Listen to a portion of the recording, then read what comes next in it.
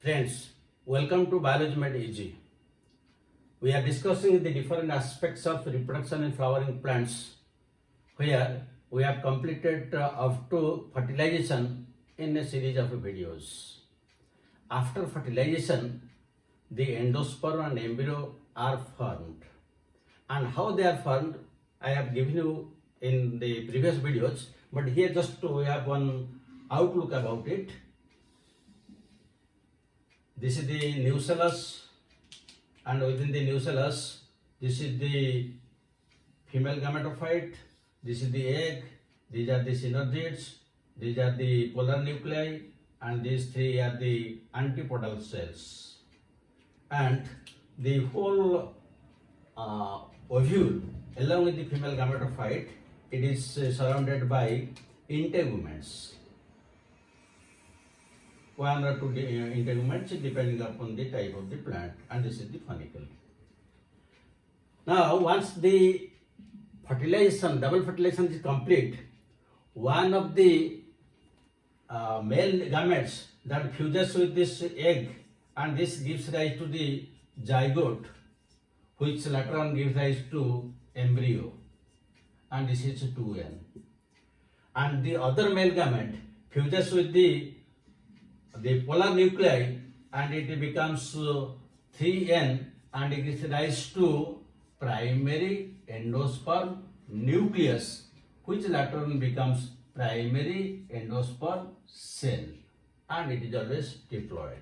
Up to this we have discussed in the earlier videos. Now we will discuss the development of endosperm. After fertilization, both embryo and endosperm are formed, but which one will grow first? That is a question. So here the answer is, out of the embryo and endosperm, the endosperm will grow first. That means the development of endosperm precedes the development of embryo. It precedes the development of embryo. Now, if you will ask why, because endosperm is a nutritive tissue.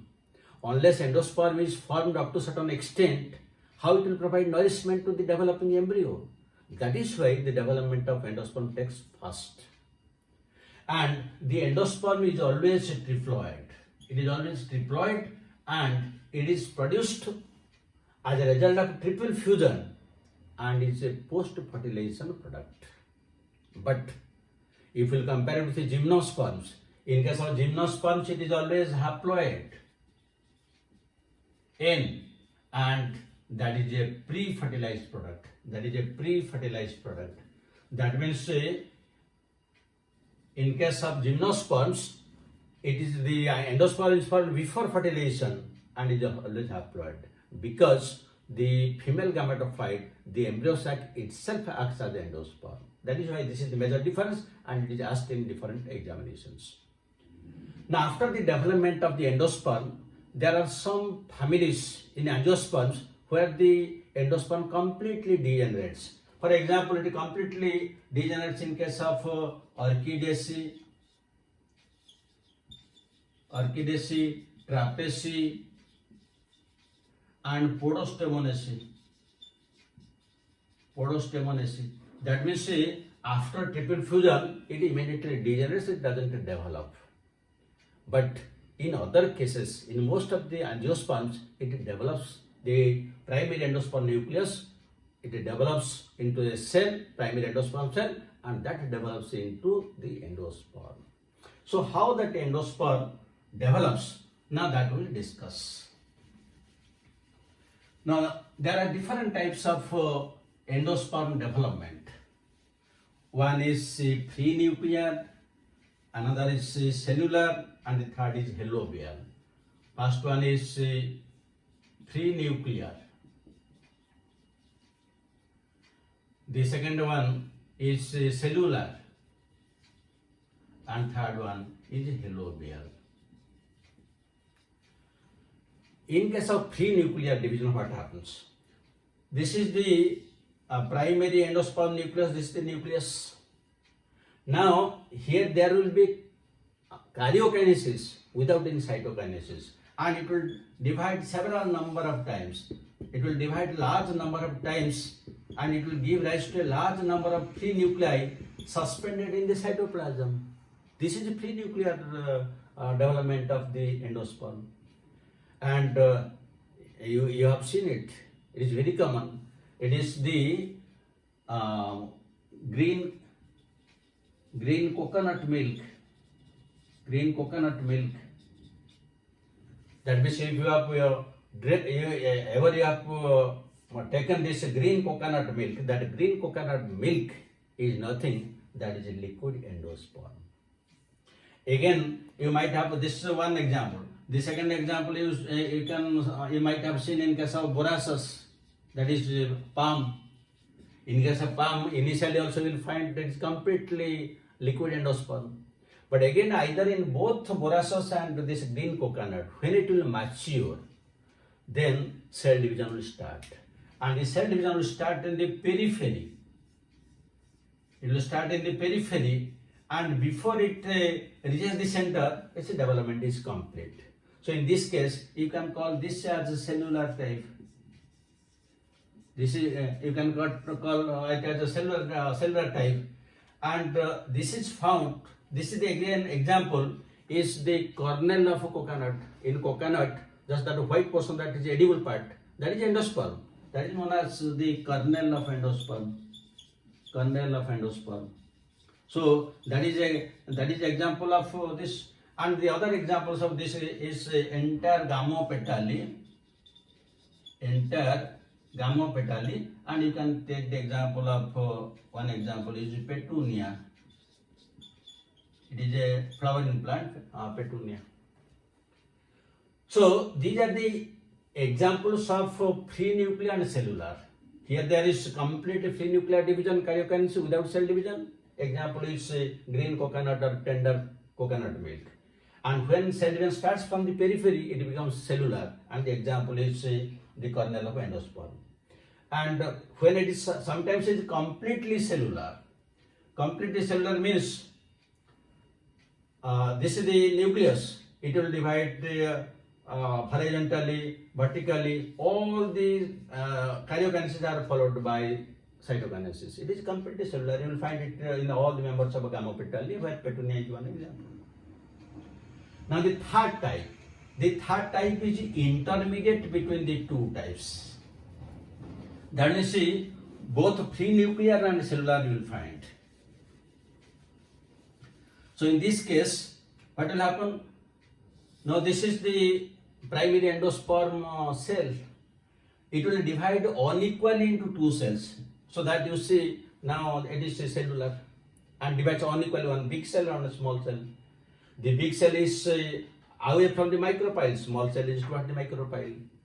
Now the smaller cell toward the micropyle, it will divide by means of cellular divisions, while the upper one, the terminal cell which is away from it, that will divide by free nuclear division. That means here you see the development of endosperm is both cellular and free nuclear, and it is intermediate. It is known as halobial. Why it is known as halobial? Because it is usually found in the halobial orders. Halobial order of monocots. Halobial order of monocots. And one of the common example you can write down Iremurus, and another example you can take Asphodelus, where you will find the halobial type of endosperm development. So these are the three types of endosperm development.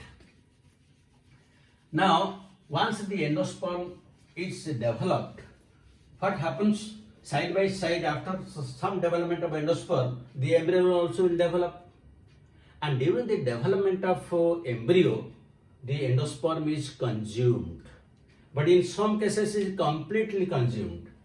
So, it is completely consumed. Completely consumed. What are the examples? The pea, bean, groundnut. Completely consumed. While it is not consumed. It is not consumed.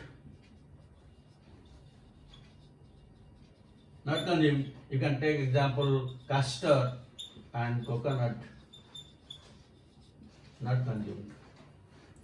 So either during development it may be completely consumed or it may not be consumed. These are the examples. Now here I will tell you one very interesting thing. When the endosperm is triploid, why it is triploid? What is the ploidy level of the plant? It is triploid only when the both male and female plants are diploid. That means we are discussing ploidy of endosperm. Ploidy of endosperm. Very interesting. Now when the female plant is diploid and the male plant is also diploid, then the endosperm becomes triploid. Because here the plants were diploid, so in meiosis they become haploid. So the female was diploid and the two polar nuclei were haploid, N and N. And the male was diploid and this male gametes are haploid, so 3N. But suppose now we'll change it. Suppose the female plant will be 4N and the male one will be diploid. Then what will be ploidy level? It will be 5N. Because it will be undergo meiosis. So 2N, 2N. That means the polar nuclei will be 2N, 2N, 4N. Then from N will come. So it will be 5N. Now suppose let us take the reverse one. The female is diploid and the male is tetraploid. In this case, what will happen? This will be undergo meiosis, so N and N, and this will be 2N. So it will be 4N. It will be 4N. Suppose both male and female will be tetraploids. So this will undergo meiosis 2N, 2N, 4N, and this is 2N. That means 6N.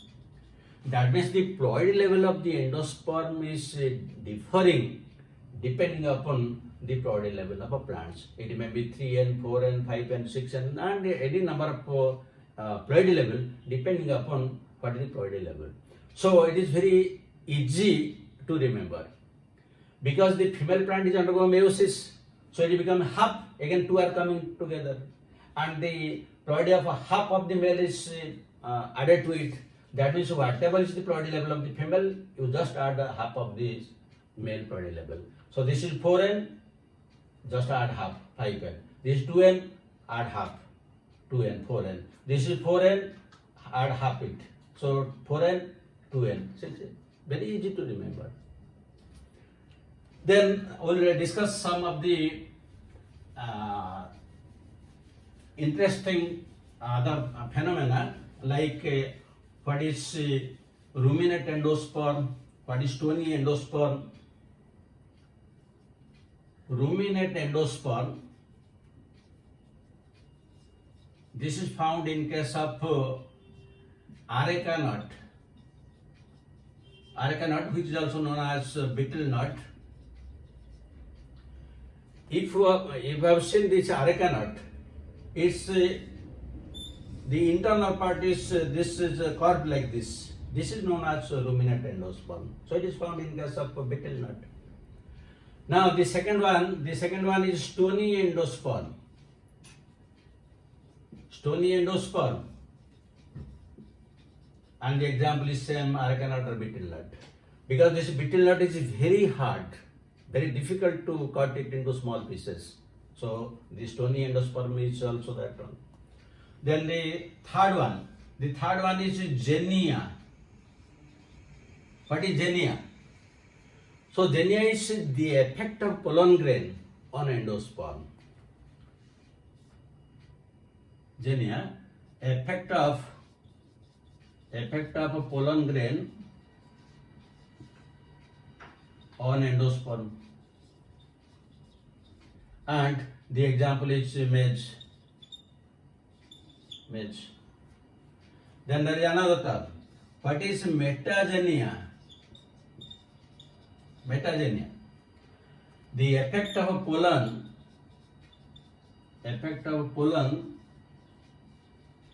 on any female part except endosperm. Except endosperm, because if it will fall on endosperm, then that is denia. So if other than endosperm, it is metaxenia. And here the example is date palm. Date palm. So these are the different aspects of endosperm. Now we will discuss questions.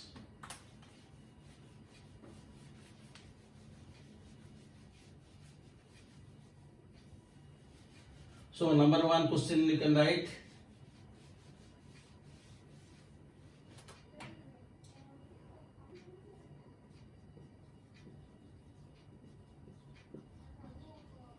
The edible part of green coconut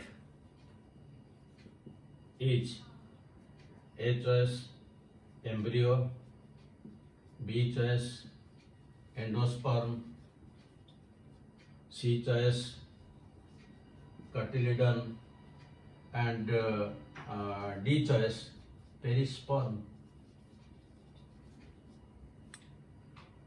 Then second question, endosperm is fully consumed in A choice pea, B choice bean, C choice custard, D choice groundnut.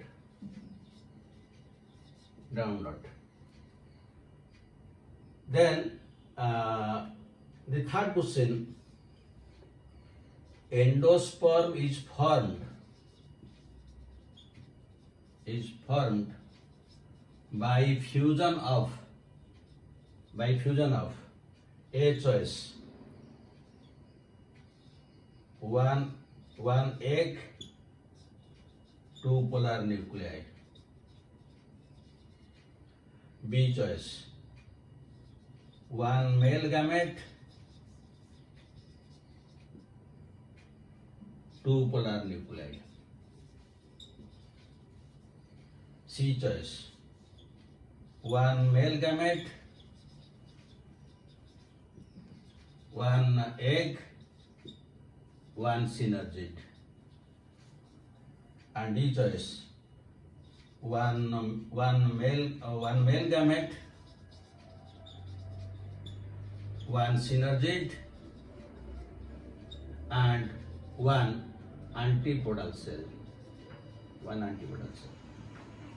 So these are the type of questions which are usually asked in different examinations. Thank you very much for watching it. Have a good day.